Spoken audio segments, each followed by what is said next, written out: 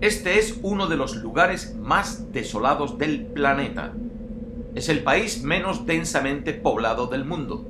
Aquí, cada pareja tiene para ellos 1 kilómetro cuadrado de tierra. Es difícil de imaginar cómo una nación tan despoblada pudo llegar a crear el segundo imperio más grande de la historia de la humanidad. El más grande si hablamos de imperios continuos, es decir, que abarcan una extensión de tierra sin separar. En su apogeo, el imperio mongol acaparó el 22% del territorio del planeta. En episodios desconocidos de la historia, hoy te resumimos la historia del imperio mongol, su expansión y su decadencia, y te contamos un detalle de esta que seguramente desconozcas.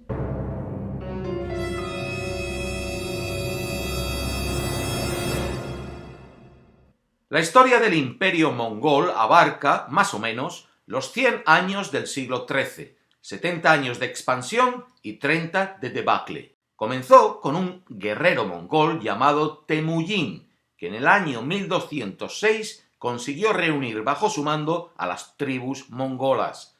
Fue proclamado Gran Khan y recibió el nombre de Genghis.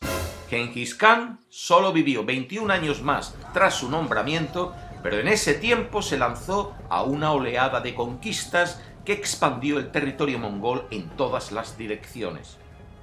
El ejército mongol no era numeroso, en muchas batallas era menor que el de sus adversarios, pero era un ejército disciplinado, con líderes comprometidos, arqueros expertos y, sobre todo, una caballería temible. La movilidad y la estrategia hicieron a Genghis Khan y sus ejércitos casi indestructibles. Los mongoles supieron adaptar su sistema militar a su estilo de vida nómada. Allá por donde iban, asimilaban tecnologías locales para atacar las fortificaciones a su paso.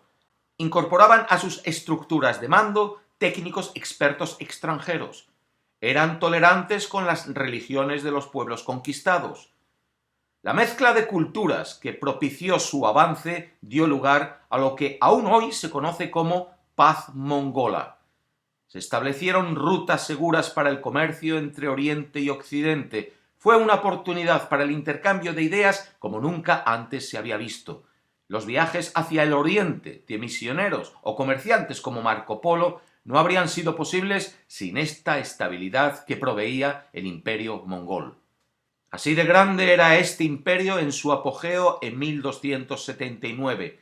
No creció más porque cada vez que había que elegir un gran khan, los líderes habían de regresar a su tierra para reunirse. Eso salvó a Europa en 1241. Los mongoles ya habían devastado Polonia, Lituania, Hungría, Croacia y Bulgaria, y habían derrotado al ejército alemán cuando murió el khan Ogodei, hijo de Genghis Khan. Entonces, los mongoles detuvieron su avance y regresaron a su tierra para elegir un nuevo líder. Lo mismo ocurrió en 1256, cuando habían conquistado Bagdad y las tropas mongolas ya habían entrado por Siria y Palestina hacia Egipto. El gran khan de entonces, Mongke, nieto de Genghis Khan, murió, y el regreso a elegir quién sería el nuevo khan puso un freno a las conquistas. Lo complicado del proceso de sucesión y las divisiones internas comenzaron a desintegrar el imperio. Esto y otras causas, tales como que la escasa población mongola fue poco a poco asimilándose dentro de otras culturas cuanto más se extendían sus dominios. Alejándose de su lugar de origen, la temible caballería cada vez lo tenía un poco más difícil. Eran muy pocos los jinetes y caballos lo suficientemente fuertes y hábiles para formar parte del ejército. El avance de la agricultura y su incursión en las estepas redujo la base económica que sustentaba la producción de los soldados y los caballos. En terrenos montañosos, donde los caballos no podían maniobrar fácilmente, los ataques mongoles, basados en la carga en masa de su caballería ligera, no eran efectivos. Finalmente, el uso de la pólvora en armas de fuego volvió anticuado el uso de las tropas de caballería. Pero mientras los mongoles galoparon en masa, arrasaban y asolaban allá por donde iban. Era casi imposible detenerles. Sus enemigos habían de buscar maneras ingeniosas de poder combatir esas cargas de caballería.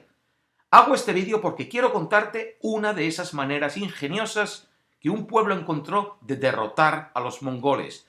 Esta es la parte que probablemente desconozcas. Te lo cuento desde el mismo lugar donde ocurrió.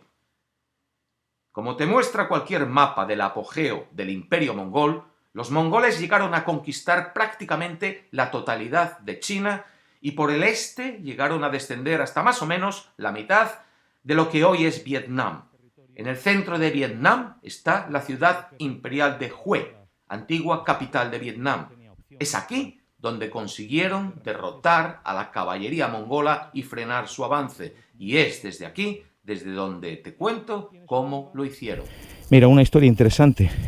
Los elefantes, este rey hacía luchar en habitaciones a elefantes contra tigres.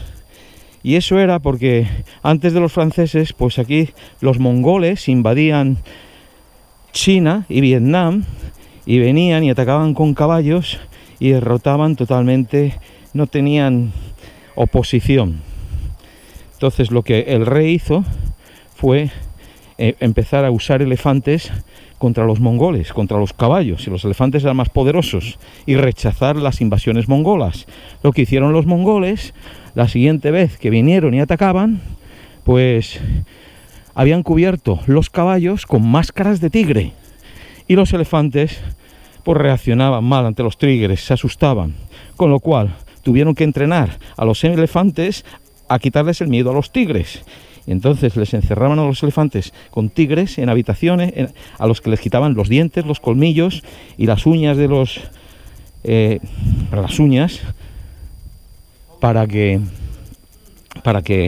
los elefantes ganasen y así se enfrentasen a los caballos enmascarados de tigres que traían los mongoles.